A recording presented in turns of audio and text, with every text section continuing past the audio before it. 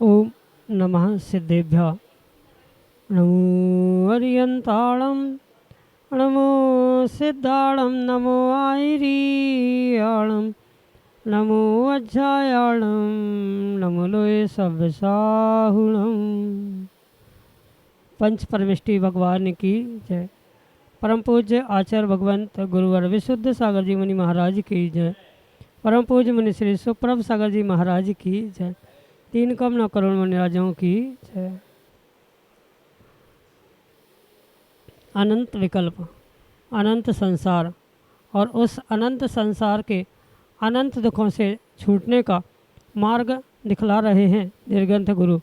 क्योंकि गुरुओं का अनंत उपकार होता है कि वे अपनी आत्मा का तो कल्याण करते ही करते हैं, साथ में अपने आत्म कल्याण के साथ साथ सब पर के कल्याण का भी मार्ग प्रतिपल प्रति समय दिखलाते रहते हैं। ऐसे अनन्य उपकारी गुरु भगवंतों ने आपको समय समय पर वह मार्ग प्रदान किया है जिसके माध्यम से आप अपने आत्म कल्याण का पथ अवश्य ही प्राप्त कर सकते हैं।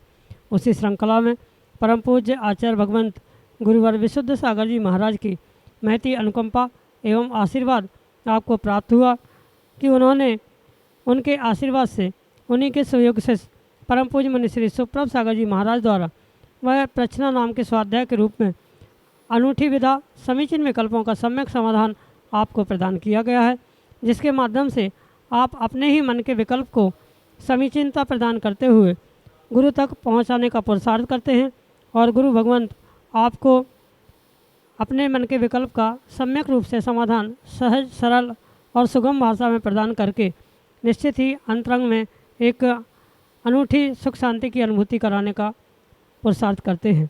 तो जब गुरु पुरुषार्थ कर रहे हैं तो आप भी थोड़ा सा पुरुषार्थ करें और अपने मन के विकल्प को समीचीनता प्रदान करते हुए उसको परम पूज्य मनीषी तक भेजने का पुरुषार्थ करें। क्योंकि जहाँ विकल्प समीचीनता के साथ होता है और उसका सम्यक रूप से समाधान हमें अपने गुरु से प्राप्त हो जाता है तो निश्चित ही वह हमारे कल्याण का पथ प्रशस्त करा देता है। ऐसे आत्म कल्याण की वह अनूठी विधा समीचीन विकल्पों का सम्यक समाधान आप भी जुड़ें और अपना समीचीन विकल्प भेजते हुए अपने मन को निर्विकल्पता की ओर ले जाने का पुरुषार्थ करें। प्रारंभ करते हैं आज का सम्यक समाधान। और आज के पहले विकल्प के लिए अनन्य गुरु भक्त परिवार डॉक्टर मगन जैन, श्रीमती चंदा जैन, आष्टा मध्य प्रदेश से महाराज श्री के श्री चरणों में सपरिवार कोटि कोटि नमस्तु करते हुए कह रहे हैं कि हे परम आराध्य गुरुदेव, त्रिभक्तिपूर्वक आपके चरणों में बारंबार नमस्तु। भगवान, मेरा प्रश्न है कि अधिकरण विशेष होने पर आश्रव विशेष होता है, इस बात को हम कैसे समझें? कृपया सम्यक समाधान के माध्यम से हमारा मार्गदर्शन करने की अनुकंपा करें। नमोस्तु नमोस्तु। ओम नमः सिद्धम। परम पूज्य आचार्य भगवान गुरुवर विशुद्ध सागर जी महाराज की तीव्र मंद ज्ञाताज्ञात भावाधिकरण वीर्य विशेषाभ्यास तद्विशेष। इस सूत्र के अनुसार भगवान उमा स्वामी महाराज अपने ग्रंथराज तत्वार्थ सूत्र में आश्रव की विशेषता को समझाने का प्रयास करते हैं।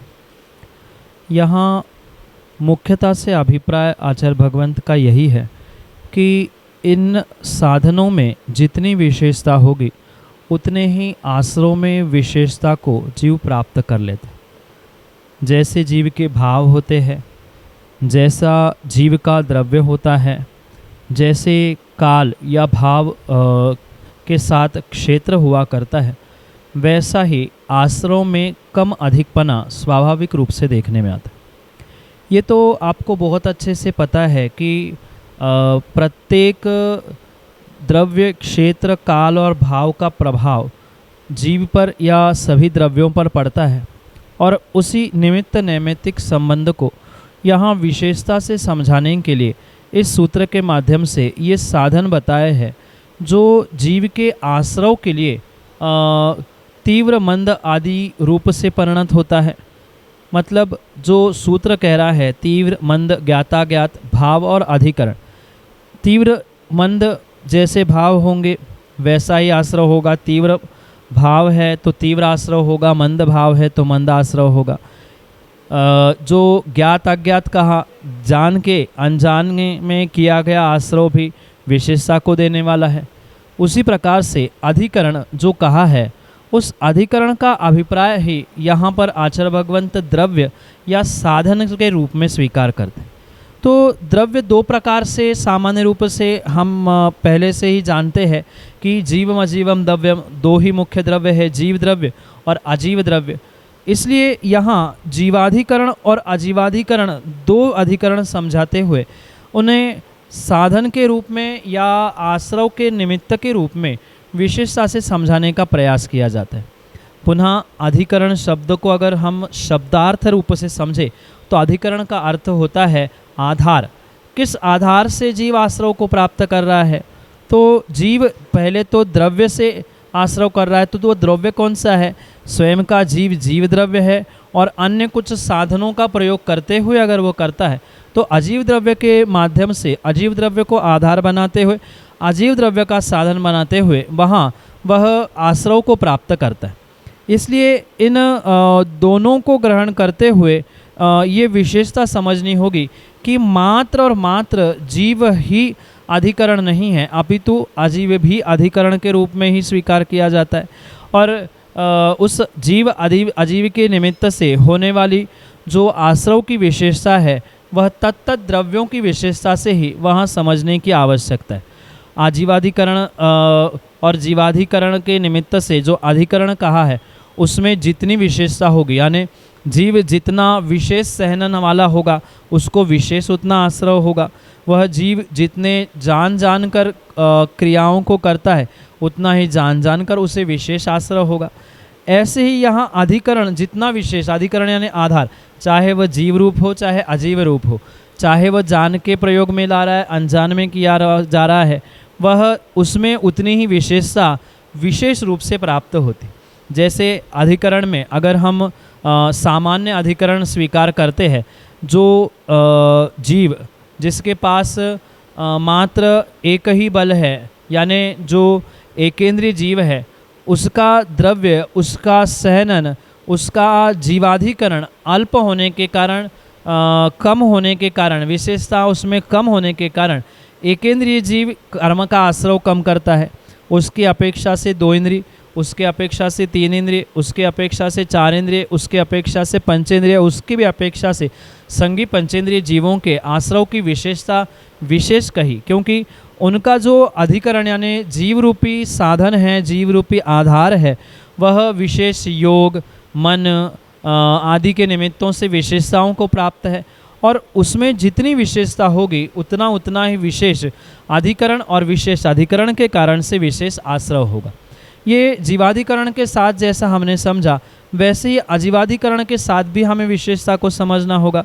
सामान्य अजीवाधिकरण है तो वह सामान्य आश्रव करने वाला होगा, और अजीव अधिकरण यानी जो अजीवाधिकरण के अनेक भेद आचार्य भगवंतों ने समझाए हैं, उसमें से जैसा उसका अधिकरण होगा, जितनी विशेषता से परिपूर्ण होगा उतना ही विशेष आश्रव करने के लिए निमित्त होगा। कोई सामान्य अधिकरण है, जैसे एक छोटी सी हम सुई देख लें तो उसके माध्यम से तो बहुत ही छोटा सा ही जीव पाप कर सकता है, पर वही वह अधिकरण और विशेषता को या बहुत बड़ा होगा, जैसे तलवार है तो तलवार के निमित्त से तो वो कैसा ही प्रयोग कर ले उससे तो विशेष पाप का ही आश्रय होगा। सुई के माध्यम से बहुत कम आश्रय होगा उसका विपरीत प्रयोग करने से। तो जितनी विशेषता से युक्त द्रव्य है, जितनी विशेषता से युक्त आधार यानी अधिकरण है, उतना ही आश्रव में भी विशेषता प्राप्त होती है। ये दोनों आपके जीवाधिकरण और अजीवाधिकरण के दृष्टांत के माध्यम से आपके लिए सम्यक समाधान।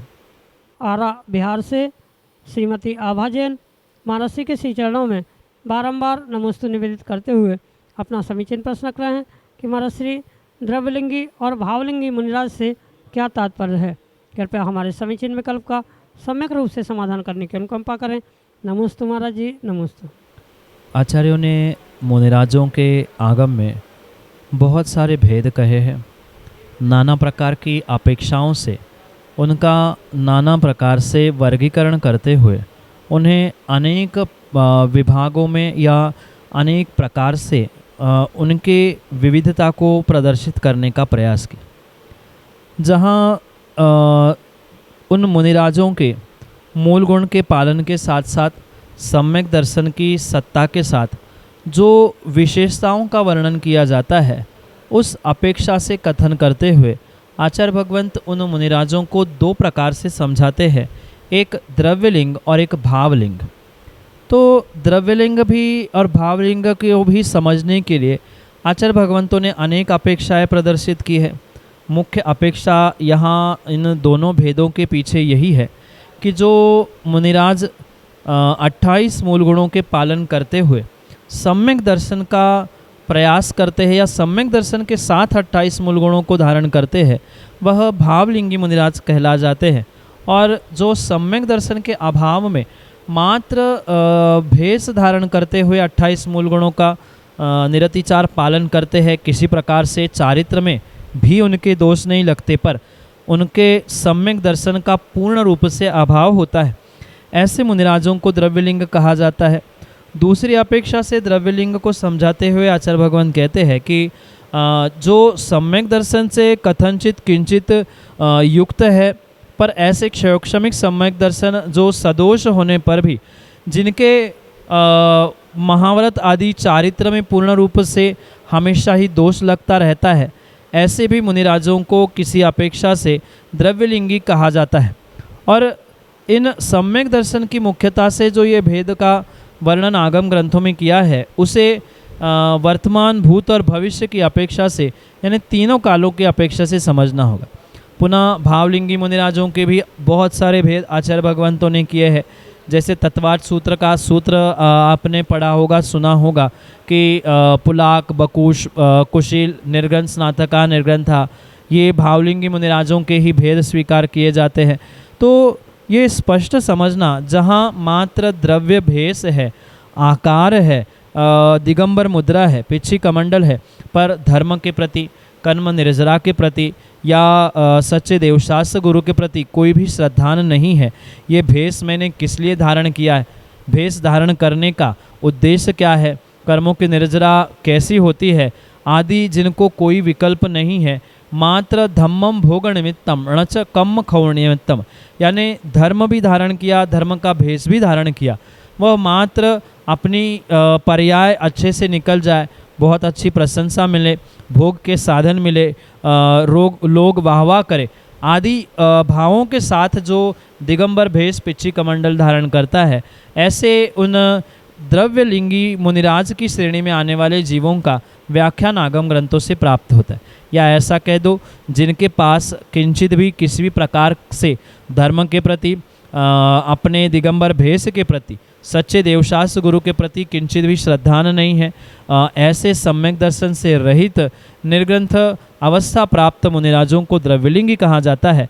और इससे विपरीत जो सम्यक दर्शन के साथ प्रत्येक पुरुषार्थ करते हुए कर्मों की निर्जरा कैसी हो रही है, धर्म क्या है, मैंने दिगंबर भेष कर्मों की निर्जरा करते हुए आत्म कल्याण मुक्ति के लिए प्राप्त किया है, ये सोचते हुए सम्यक दर्शन के साथ पूर्ण रूप से जो जीव पुरुषार्थ करते हैं या 28 मूल गुणों को धारण करते हुए कर्मों की निर्जरा में जो तत्पर होते हैं, ऐसे मुनिराजों को भावलिंगी मुनिराज कहा जाता है। पर श्रावकों के लिए ये किसी प्रकार से परीक्षा करने योग्य विषय नहीं है कि कौन मुनिराज द्रव्यलिंगी है, कौन भावलिंगी है, कौन कैसा है। आपको तो स्पष्ट रूप से माँ दिगंबर भेष देखते हुए उनके चरणों में मात्र और मात्र दिगंबर मुद्रा का एक स्वरूप अरिहंत की प्रतिमूर्ति रूप मानते हुए सबसे पहले उनके लिए आहार विहार निहार आदि का पुरुषार्थ प्रत्येक श्रावक और श्राविका को करना चाहिए। ठीक है, ये द्रव्यलिंगी भावलिंगी उनको पूजने से क्या फल, ये सब कुछ आचार्यों ने लिखा ज़रूर है, पर फिर भी एक पाषाण की एकेंद्रीय प्रतिमा को उस द्रव्य लिंग को अरहंत की मुद्रा को धारण करने वाले भगवान के रूप में हम जब पूज सकते हैं तो स्वाभाविक बात है निर्ग्रंथ को भी हम भावलिंगी मानकर पूज रहे हैं, उनका विषय वो जाने, हमें तो मात्र निर्ग्रंथ दिखते हैं। इस अभिप्राय से अगर पुरुषार्थ जीव करता है तो वह भी अपने कर्मों के निर्जरा करता है। इसलिए इन विकल्पों में पढ़ने की आवश्यकता नहीं है कौन कौन से लिंगी है, कौन कौन से संघ के है। हमें तो मात्र दिगंबर मुद्रा और अरहंत की प्रतिमूर्ति के रूप में मानकर श्रावकों को और साधुओं को उनकी सेवा वैयावृत्ति दान आदि करने का पुरुषार्थ करना चाहिए। पर आगम के परिप्रेक्ष्य में सम्यक दर्शन से रहित जो दिगंबर मुनि अवस्था को प्राप्त करते हैं, मुनि व्रतों को प्राप्त करते हैं, वह द्रव्यलिंगी कहलाते हैं। और जो सम्यक दर्शन के साथ निर्दोष 28 मूल गुणों का परिपालन करते हैं, अपने निर्दोष चारित्र को धारण करते हैं, कर्मों के निर्जरा करना इनका मुख्य उद्देश्य होता है, वे भावलिंगी मुनिराज कहा जाते हैं। यही आपके लिए सम्यक समझ। डॉक्टर श्वेता जैन, आरा बिहार से, अगले समीचीन विकल्प के लिए। नमोस्तु महाराज जी, नमोस्तु गुरुदेव, नमोस्तु नमोस्तु। महाराज जी, मेरा प्रश्न है कि पंच कल्याणक के दौरान जो प्रतिमा लेते हैं तो उनको जो वस्त्र मिलते हैं भगवान के, तो वो धीरे धीरे करके मान लीजिए 4-5 प्रतिमाओं को लिया गया हम लोगों ने, तो वो वस्त्र एकत्रित हो जाते हैं, तो उन वस्त्रों का क्या करना चाहिए? माँ पंच कल्याणक आदि के निमित्त से जो तीर्थंकर भगवंतों के वस्त्र कपड़े आदि या अन्य भी कोई सामग्री प्राप्त होती है तो इस विषय को लेकर किसी भी प्रकार से लोभ करने की आवश्यकता नहीं, क्योंकि अक्सर यही होता है कि कुछ सामग्री जैसे वस्त्र है या आभूषण है प्राप्त होते हैं तो व्यक्ति उन्हें जोड़ जोड़ कर उसकी बहुत सारी अभिनय को प्राप्त करता है। जब 1-2 जोड़ी कपड़े वस्त्र रखे ही है पंच कल्याणक के, तो पुनः पुनः उसे प्राप्त करने की भावना रखना ये किसी प्रकार से उचित नहीं है। क्योंकि अगर अधिक कपड़ों के जोड़े हो रहे हैं या कोई भी सामान हो रहा है तो उसकी देखरेख ना होने के कारण, मात्र रखने के कारण कहीं ना कहीं से वह अभिनय का भी पाप आपको अवश्य ही लगेगा। इसलिए बहुत अच्छी बात तो यही है कि जितनी आवश्यकता है, ठीक है, एक आध जोड़ी है, दूसरी जोड़ी भी है तो उसकी सुरक्षा करें और जिनको आवश्यकता है उनको दे दिया जाए। या परिवार में भी ऐसे बहुत सारे होते हैं कि जिनको आवश्यकता है जो मांगते, तो ऐसा सबको देने से ही काम होगा। जैसे घर में स्वयं के भी अनावश्यक कपड़े या सामग्री जोड़ने से परिग्रह का पाप लगता है, बिल्कुल ऐसे ही इन विषयों में भी परिग्रह का पाप लगेगा, क्योंकि वह भगवान के वस्त्र उतारे हुए थे, उसकी अभिनय का भी साथ में दोष लगेगा। और रही बात जो पुराने हो चुके हैं, कम से कम फिर पुराने हो गए, उनको अलग करते हुए नए ग्रहण के, पर पुनः पुनः उन्हें जोड़ने का प्रयास किया जा रहा है, तो लोभ कषाय के कारण से, उसके अभिनय के कारण से जीव को अवश्य ही पाप लगने की पूर्ण संभावना है। इसलिए जितनी आवश्यकता है, जितनी 1-2 वस्त्रों की जोड़ी से काम हो रहा है उतना ही सुरक्षित रखे। बचा हुआ किन्हीं अन्य व्यक्तियों को, जो परिवारजन हैं या इष्ट मित्र हैं, उनको भेंट के रूप में प्रदान करे। वो भी अपने घरों में परिवार में रखकर सुशोभीकरण या उनका भी उत्साहवर्धन धर्म मार्ग पे हो सकता है।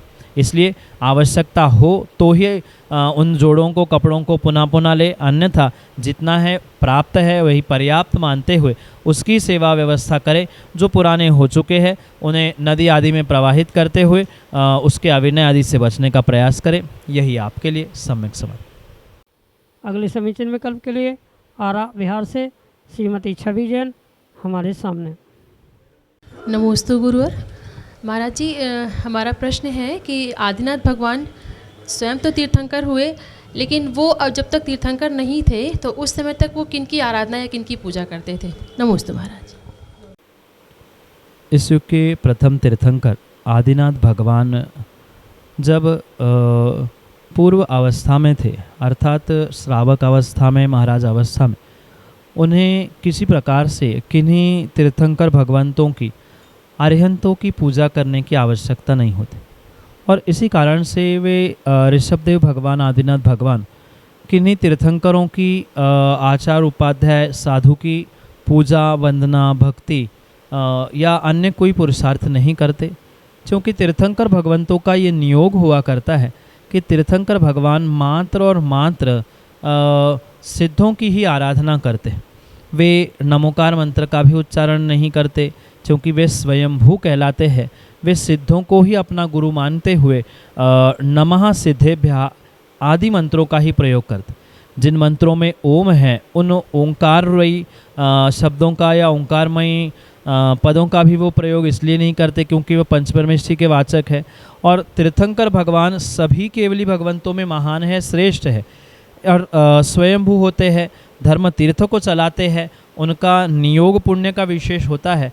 इस कारण से कोई भी तीर्थंकर भगवान दूसरे अरिहंत आचार उपाध्याय साधु यानी शेष 4 परमेष्ठियों के सामने कोई भक्ति नहीं करते। ये भी नियोग उनके जीवन में होता है कि तीर्थंकर भगवंतों के सामने अन्य कोई आचार उपाध्याय साधु भी पहुँचते ही नहीं है दीक्षा लेने के उपरांत पूर्व काल में भी, क्योंकि उनका वैसा वह नियोग है, वह तीर्थंकर है।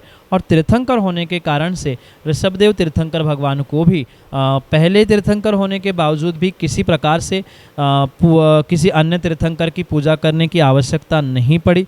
वे मात्र जब भी स्मरण करते थे तो वह सिद्धों को ही स्मरण करते हुए अपने उस छद्मस अवस्था को पूर्ण करते हैं। और जब वह स्वयं केवली बनते हैं तो फिर सवाल ही नहीं उठता कि किसी दूसरे को स्मरण करे। वहाँ भी वो सिद्धों की आराधना, सिद्धों का ही सुमरण और शुद्धात्मा का ही ध्यान करते हैं।